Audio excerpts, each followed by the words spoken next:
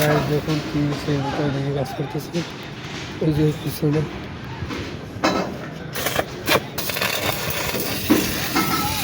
পিছনে মাল কাটা আর আমি যে রোডের ভিতরে ঢুকে কাজ করতেছে যে আরো আছে মাল কাটতেছে। মাল বাইরে কাটতে গেছে এই জায়গায়, তো মাল কাটতেছে। দেখুন কিসের ভিতরে রোডের ভিতরে ঢুকে কাজ করতেছে চারো পাশে রড, আর আমরা মাছ খাবো ভাই ভিতরে কাজ করতেছে কি কষ্ট যারা করে সেই বুঝে। তো সবাই দেওয়া যাতে সুস্থভাবে কাজ করতে পারে। দেখুন মাল কাটে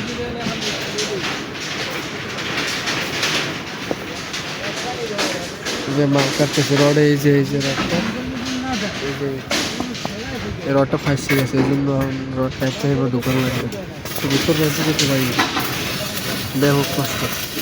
আল্লাহ হাফেজ, সবাই ভালো থাকবে।